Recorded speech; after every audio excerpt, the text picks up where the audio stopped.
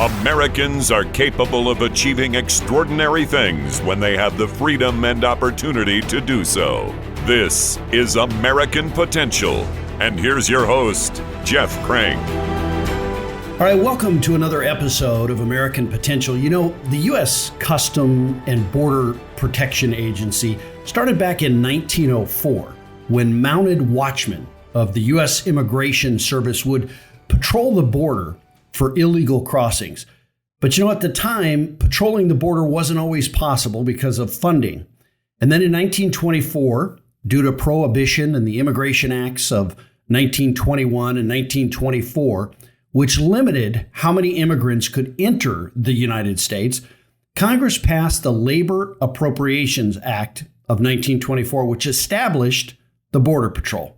Now, over the decades, the agency has grown in numbers, and as advancements in technology are made, such as drones and artificial intelligence, the Border Patrol has adapted, but still uses a tried and true resource to patrol some of the most rugged terrain of the border, which is by horse. Every day, Americans see the disaster which has been created by the Biden administration at the border. When I recently met with U.S. Border Patrol, they spoke about three things that they needed to control the border. They said infrastructure, technology, and personnel. And that with those, it is possible to control the U.S. border. I'd add one more thing that active Border Patrol agents can't say: political will. If America and this administration had the political will to control our borders, the men and women of the U.S. Border Patrol could do so with infrastructure, technology, and personnel. Well, today's guest is former U.S. Border Patrol Chief, Yuma Sector, Chris Clem, who worked for the Border Patrol for 27 and a half years. And he recently spoke to a group from all around the country that Americans for Prosperity Foundation took to Yuma to let them see for themselves what the border is like. Chris, thanks for joining us. How are you today? Well, good morning. Thanks for having me, and doing great. What a great introduction, and so much to talk about, and so many things you hit on that is impacting every American in this country every day since this administration has been in place. Yeah. Now, I understand you were born in New Orleans, right? Is that right? That's correct. Born in New Orleans, and as a small child, my dad transferred. He was in engineering and construction.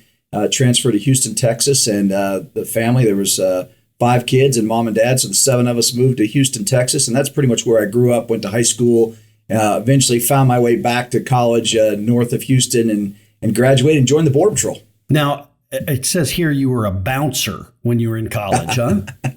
Well, so there's a story behind that, which is kind of neat, right? That I was like a bouncer keeping people out that were causing problems. And that's kind of what I did in my professional career. I went off to college initially to Southwestern Louisiana, University of Southwestern Louisiana, which is now University of Louisiana Lafayette, the Raging Cajuns.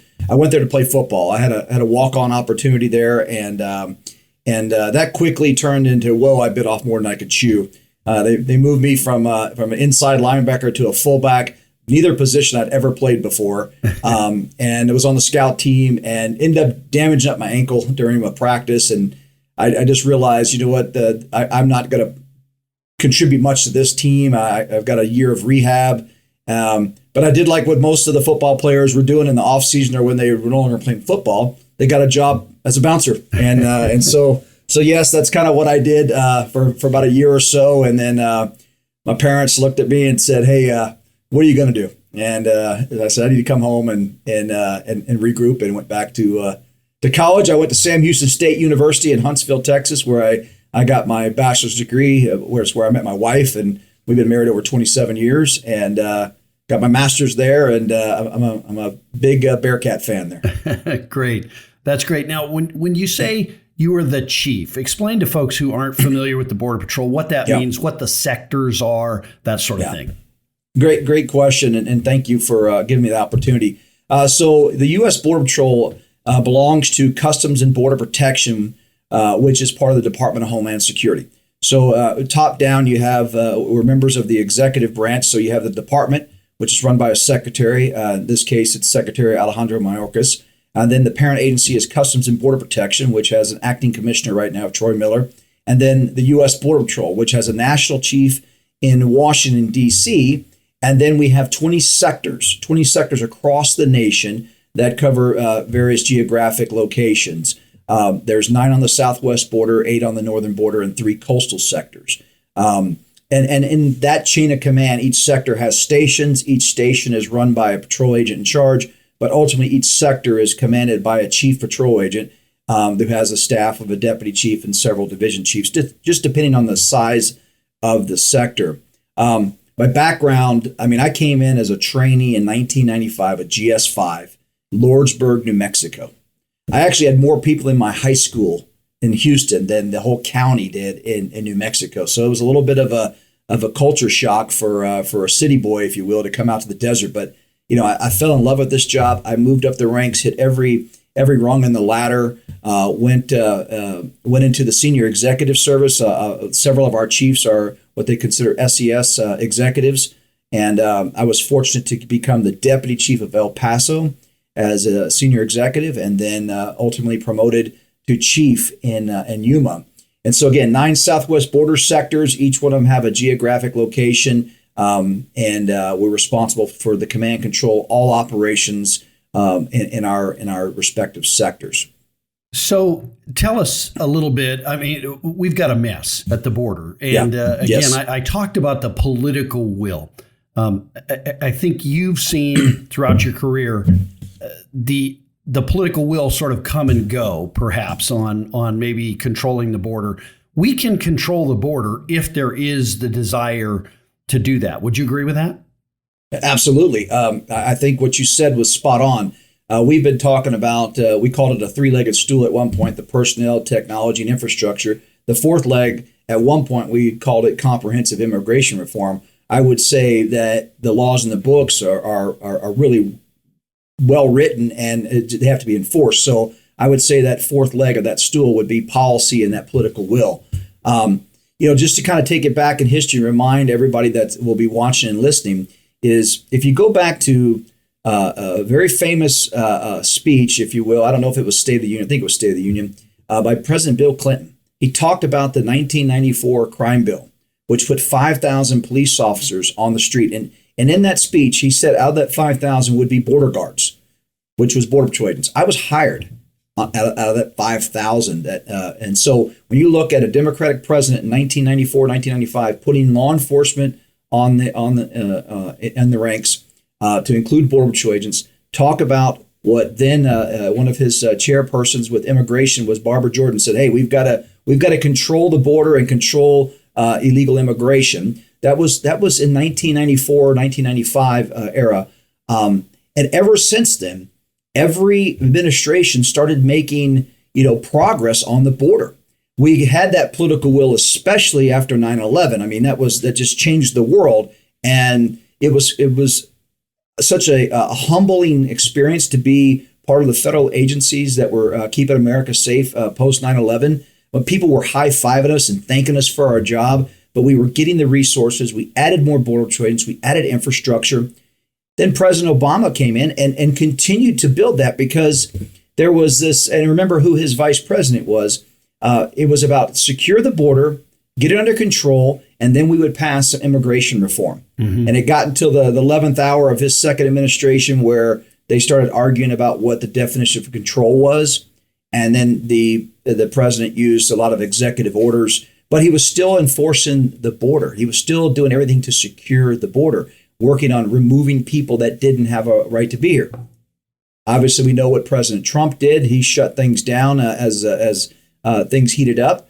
And let's just call it what it is. On Inauguration Day, President Biden signed several executive orders, and it pretty much put everything at a halt. All the progress that we had made at securing the border, one of the most secure borders that we had, at least in my tenure, that time would have been 25 years, was just put on hold. And it was a gut punch. It wasn't a sucker punch because we anticipated it.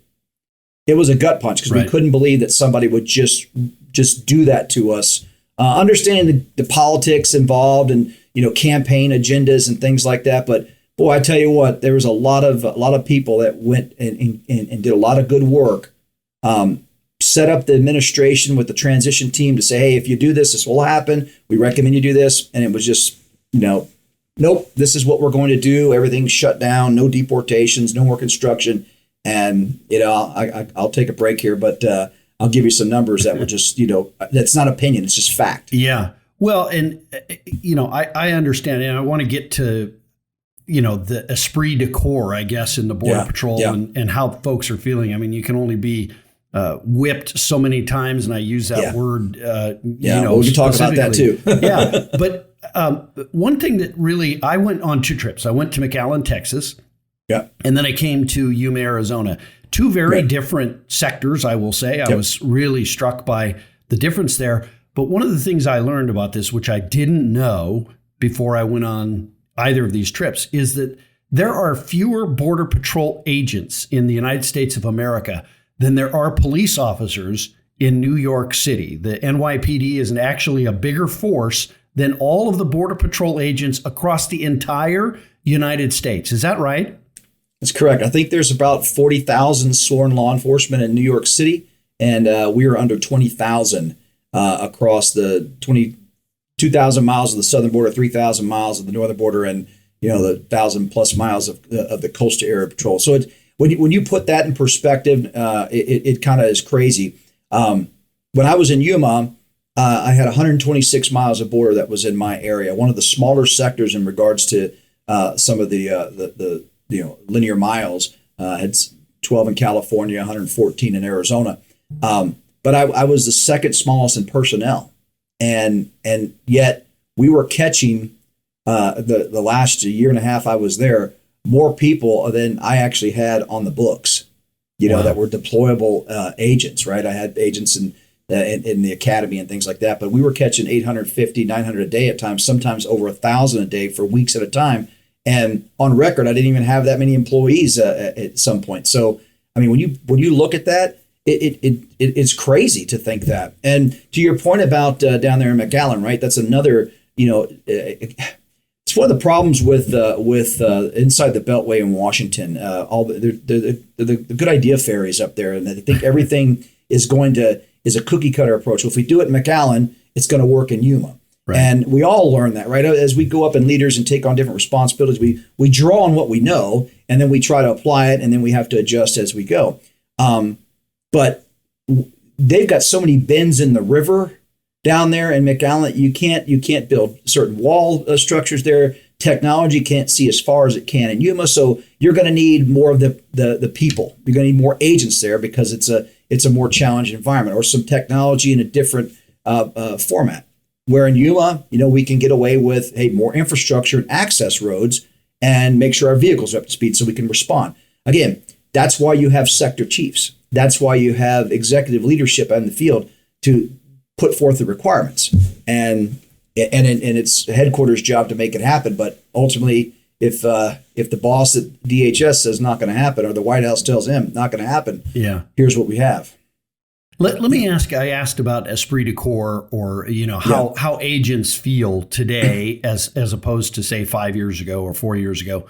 What is the feeling? It would seem that retention of officers, recruitment of new Border Patrol agents, it has got to be a real challenge. Yeah. Well, I'll address a couple things here, not just for Border Patrol, but law enforcement as a profession. I mean, we took a hit during all the Antifa and BLM riots, or all the defund the police movements by elected officials at the city level, state level, and federal level. Who would want to be in law enforcement nowadays if everything you're going to be you do is going to be second guessed or recorded and then tried by mainstream media? So everybody's taken a hit. But with the Border Patrol specifically over the last few years, I mean, we sensed some frustration on morale under President Obama, when there was a lot of, if they're here illegally and they were here before this date, you can't do anything with them. And it's like, well, they're still traveling through here, or they're involved. And so we had to work through that. And then we had, President Trump. And I mean, he he put us in a limelight, which was great, but it was also very uncomfortable because we have to pay the piper now, if you will. We had a lot of publicity. We were hero status. The president of the United States was looking up to us and thanking us for what we're doing, keeping America safe. I mean, everything that we signed up for, we finally had an administration that had our back and was supporting that, and so morale was at an all-time high. And to be a senior leader in that administration during that time, it was great. I mean, we had our work cut out for us, and there were so many changes in policies that sometimes we found out through official channels, sometimes we found out on Twitter. But it was a great time to be a Border Patrol agent. When we had challenges, we knew we had the back of the administration. Now you go to, and we're building our requirements, the things that we needed. It was all playing out. And then I'll tell you that when President Biden came on office, and when we anticipated, as I mentioned earlier, we anticipated some challenges, but it was a lot tougher than we had imagined. We never thought in a million years that things that were bought and paid for would be put on hold. That Border Patrol agents, in many cases, America would be put on the back burner to focus on some progressive immigration agendas. And you saw it on some of the tours in Yuma with stacks and stacks of steel. Yeah. Wide open. So imagine patrolling the border, seeing hundreds, and this is no joke, hundreds of people turning themselves in these huge gaps when you had stacks and stacks of steel that could be used to close that gap. And we were told, no, we're not going to close that gap. It took me 18 months to finally get signatory on some gap closures. So that was really tough on morale and the esprit de corps, which was something that we've always had. Border Patrol agents are, we don't like the spotlight. We just want to go out there and do our job. We're going to do what we're told to do as long as it's legal and lawful and not unethical. So that was a challenge as a leader to know that policy was not coming to back us up, but to still try to get agents, motivated to do their job when people were turning themselves in only to be released. And so I took on a lot of different efforts, brought in some guest speakers. I have some connections, still working with some groups, some former NFL players, because I could go to a shift, I could go to a muster, I could go out to the field, and I could tell the agents all those good things, right? But they kind of, at the same time, they're real. They're like, well, Chief, we expect you to say that, Chief. Yeah. But when you bring in a Hall of Fame football player, or like Brian Urlacher or Nick Lowry, who's an all-time scorer for the Chiefs, Randy Grimes, some other folks that are from the area to come down and almost say the same thing, say, hey, you're heroes, we got your back. I mean, the smiles, the eyes lit up like, hey, there's people out there that care about us. And so we had to start taking on a different approach to take care of our agents. And one last thing, and I'll let you, I'll let you ask me another question, is the mental health impact of not being able to do what you're sworn oath to do led to a rise in suicides. I think last year, Border Patrol agents, not just CBP officers, but I think we had 12 suicides in 2022, which is like unheard of for us. And we had one of them in Yuma, and that's kind of where I was like, oh, we got to do something different. If I can't change policy, I can't enforce the law any better than we can right now. I'm going to invest in the people a little bit more, and so that's where we brought in some extra healthcare clinicians and making sure our peer support and chaplains were all on board. I don't know what, suicide is so hard to explain. This is still a great job and a great country. And so I know that there's probably a lot of stories or a lot of issues we won't ever find out what led to some of those deaths. But I can tell you that if you're happy at work, then, that means you're pretty happy at life. And so when we had all these suicides, it was really tough. And there's no getting over that, right? Especially as a chief, when it happens on your watch and people that everybody knows and love, and it was tough, right? So I can't say, and nor will I say it's 100% this administration's fault, but when you add frustration, when you have the President of the United States call out agents on horseback in Del Rio and say, we're going to punish them and for doing it when it was a lie. I mean, that did not happen. He knew that, or he chose not to ignore that. I mean, that's unheard of. And so that happened 1,000 miles away from me. My stomach turned going, I can't believe the president of the United States just did that. But so it's tough, right? But here's how we do, we kind of get out of that when we start having folks like yourself and your listeners and AFP come down there and learn and get informed. Because people start seeing, hey, there's more to this agency, there's more to this problem, and it's not being ignored. And I think that's critical to climb out of this dark hole we've been in when it comes down to morale. Yeah, it's a tragedy all around. And I, as you're talking about some of the suicides that have happened, I think about that and the impact of, I'm sure these Border Patrol agents they're trying to do their job. But boy, they see tragedy every single day. The thing that I was really struck by, and that when I saw it, I didn't really know this before I came down. But, it's just this, it's such a mess. It's a government created mess. We've got a government telling folks that they can come, that if they come, they'll be allowed in. And I want to talk about what happens to someone when they're apprehended, because I don't think the American people understand that right now, what's happening. But even beyond that, I think as folks are told to do this, you've got women and children traveling months at a time, half a year up to get there, and some of the unspeakable horrors that they're going through. And this is the problem with this policy right now, is it is putting women and children and men as well, but it's putting people in danger to prove a political point. Talk about that. And I'm sure these agents are seeing that. They're humans. They have care and compassion for these folks just like any of us would. Yeah, well, great point. And I'd love to explain a little bit of that. And what I want to make sure is it went right where your badge goes, it's right over your heart, right? And so every day when they take that uniform off, there's a heart there. And every day when they go to work, right behind that badge is a heart. And so there are some of the most caring, compassionate people I've ever met and ever worked with. Sometimes I'm just kind of amazed that I was an agent and got chosen to be a leader amongst those great men and women, because I don't have stats, but I can tell you that aside from our Department of Defense, I would think Border Patrol probably is the largest humanitarian and rescue organization in the federal government, because what we do, thousands of rescues and both migrants and citizens, rural areas that we work, right? There's catastrophic car accidents on these interstates, these rural highways, hikers getting lost. It's the Border Patrol that is responding and saving these lives.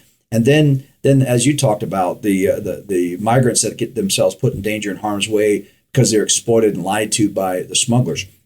So kind of resetting the response is for an administration that wants to call this a humanitarian effort is probably the most inhumane way of doing things, is allowing people to be exploited and to put their lives at risk, both financially, physically, emotionally, by making this illegal journey, or the journey itself is, I guess, legal depending on which route they're coming. But once they hit the U.S. border and entering illegal, they are creating this pull factor by not being very clear that there is one way and only one way into the United States, and that's through the lawful channels as per law. Apply, wait in line, and come in if you're given an opportunity.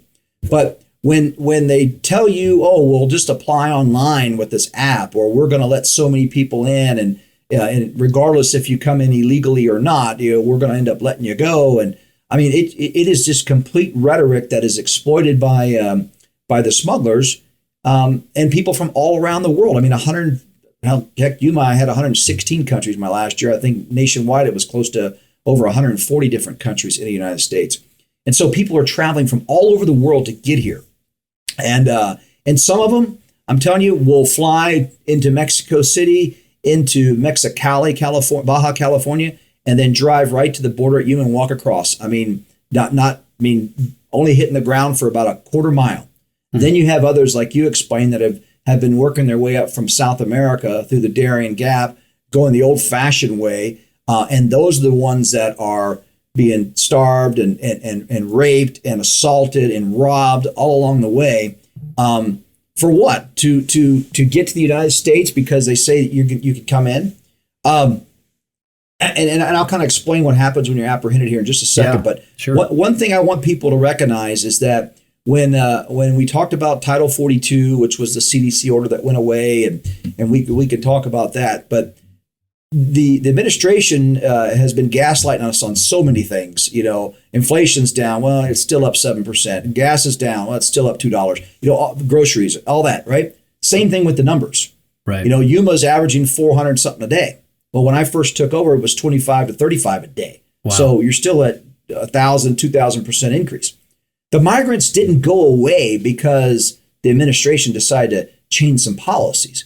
They just stayed on the south side and were letting in 30,000 a month from several countries that would have normally crossed illegally. But all they have to do is have an app on their phone and attempt to apply. Wow. Whether they get in or not, whether they complete the app or not, they are let in through the ports. All they have to say is, "I tried to apply."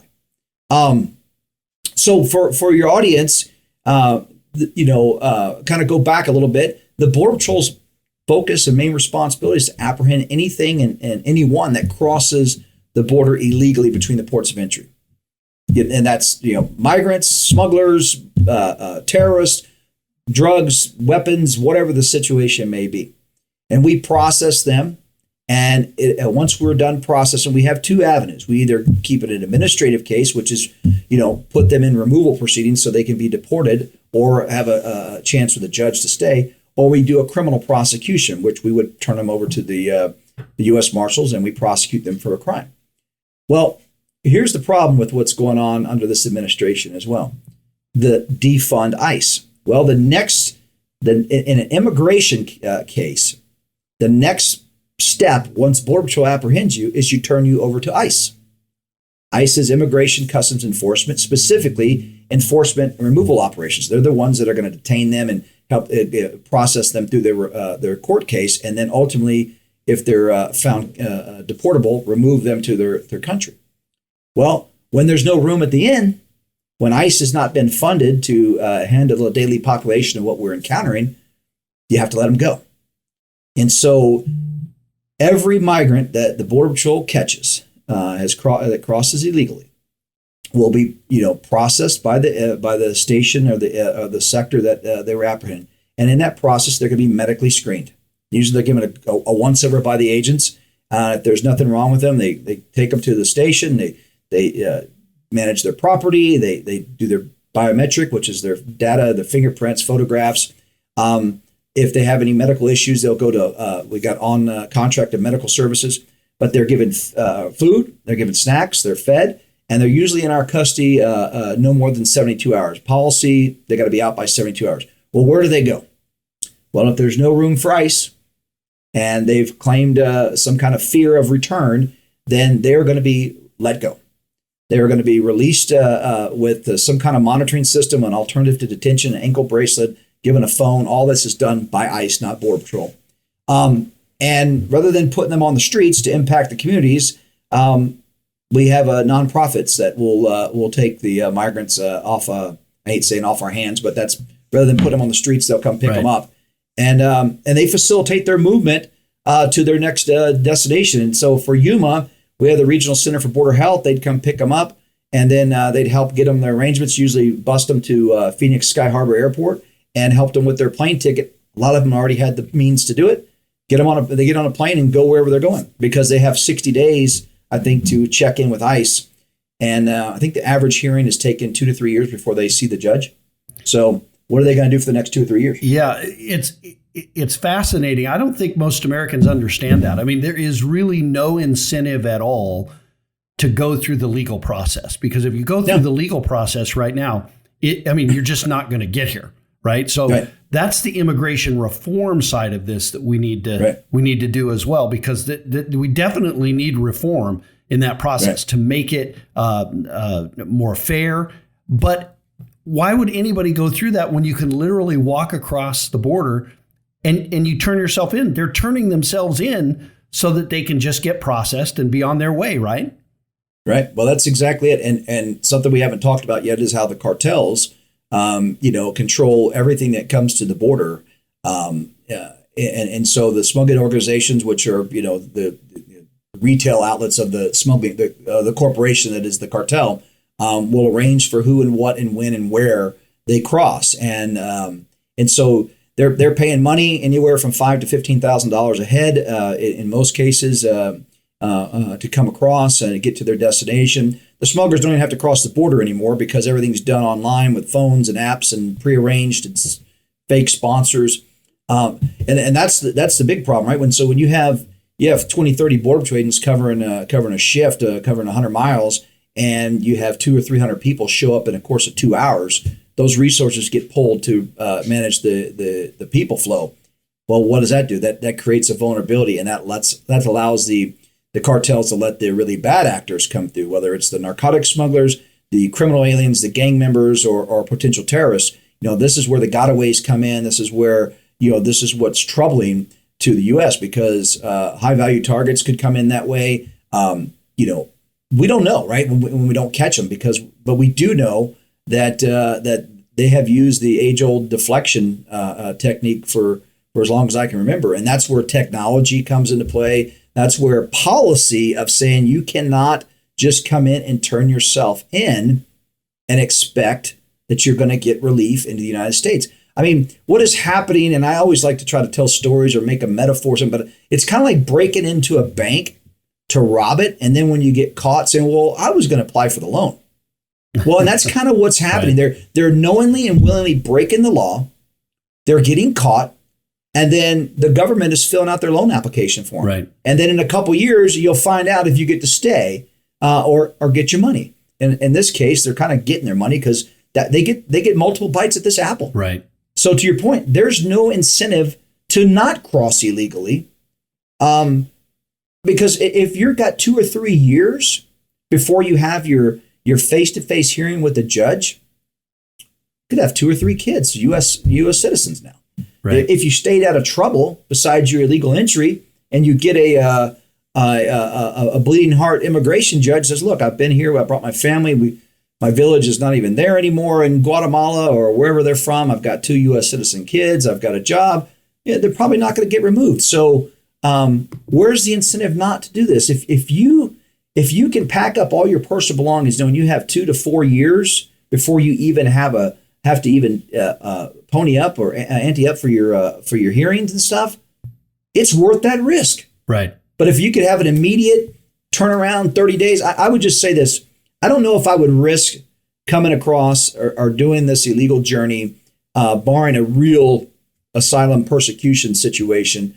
I wouldn't risk my life savings, my life or my family's life to come over here for 30, 60 days if that was my opportunity. 4 years, it may be worth it, right? A lot can happen in 4 years. And so there's no incentive to not come illegally. And we already know that there's been at least 2 million released probably since this administration started, plus the known gotaways and the already backlog. So we look at 4 or 5 million cases already in the queue. You're never going to see that. Well, it's nuts. And the impact that has on people who are trying to get here legally, who are trying to go through the process.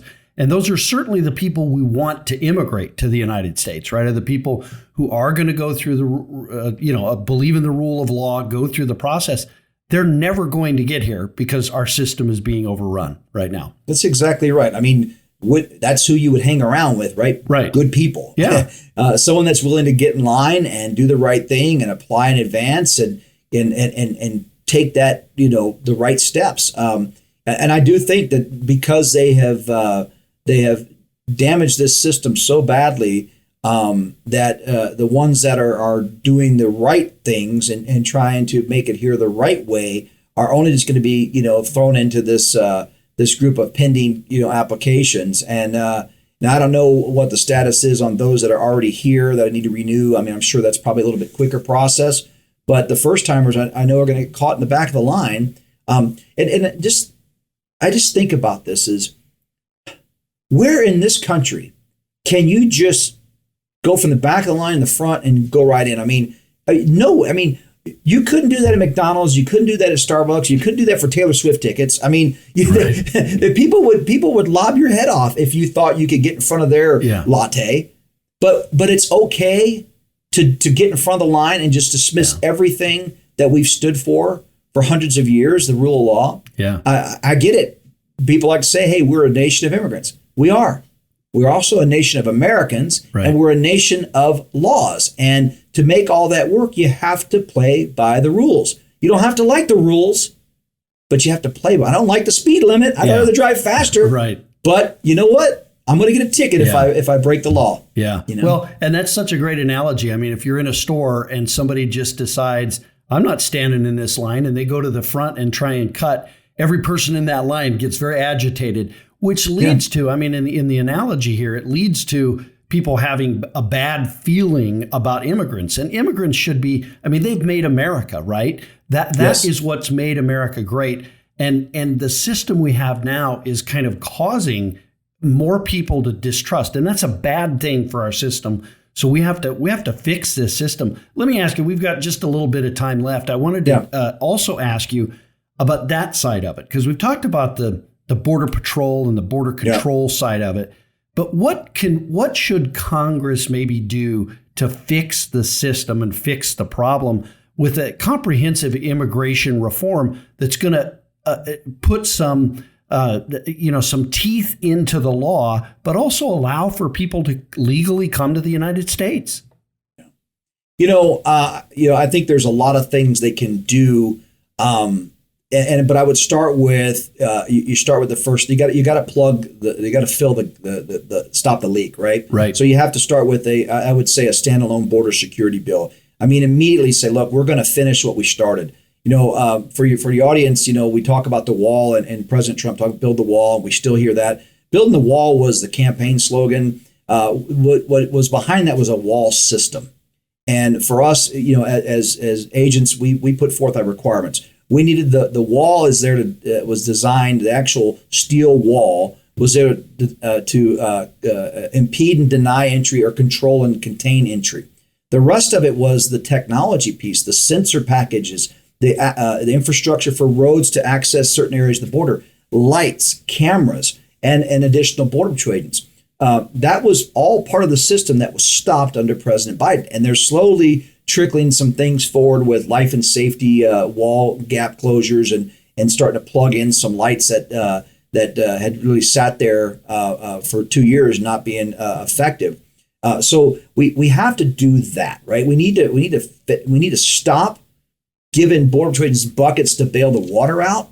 We need to stop the leak, right? We need to fill the leak, and that's through the personnel, infrastructure, technology. What Congress can do is codify some of the policies, like the third party asylum rule. In other words, if you want to come over here and ultimately claim credible fear or asylum, you're supposed to seek asylum in the first country, right? And so the asylum cooperative agreement, the prompt asylum claim review, the Remain in Mexico program, which was, by the way, the migrant protection protocol, all those things were working.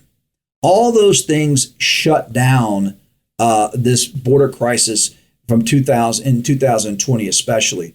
And let me just back that by numbers, because I want to make sure people hear this, because they can draw their own conclusions, but this is fact. In fiscal year 2020, Yuma sector had just over 8,800 arrests. All right. The year before, in 19, there was about 68,000 arrests. And most of those were in the first 6 months of the year until the migrant protection protocol was put in place, till the asylum cooperative agreement was put in place, to the prompt asylum claim review, consequences for illegally entering the United States. So that just dropped those numbers. So again, 68,019, 8,800 arrests approximately in fiscal year 20. Fiscal year 21, Yuma sector under President Biden, 114,000 arrests. Wow. Fiscal year 22, 310,000 arrests. So what happened? New administration got rid of the old policies. The border is not open, mindset. It's not open, but you can still come in and be released. So those policies, and I've said this, while they were clunky on execution because there was a lot of start and stop and different lawsuits put against us, and this, they were highly effective. Mexico was a cooperative partner in this because they created their National Guard. They saw the humanitarian side of it. That would be something that I would love to see Congress get back to is codify some of those policies, make sure that the detention and removal process is fully funded. Let's detain these folks to make sure they get their proper hearing, but let's do it in a much more quicker way so that we can be very clear. You either get to stay or you don't. You don't have this this 2 or 3 year wait period. We hold Mexico accountable through our Department of State and the diplomats that work with them, because we know we fund so many of their programs. We support lawmakers that are going to call the cartel out and see that existential threat. I mean, that's a real threat. Right. I mean, they're already embedded in the United States. They're controlling things, and it's hurting the Mexican people because that culture and the people there are truly wonderful people.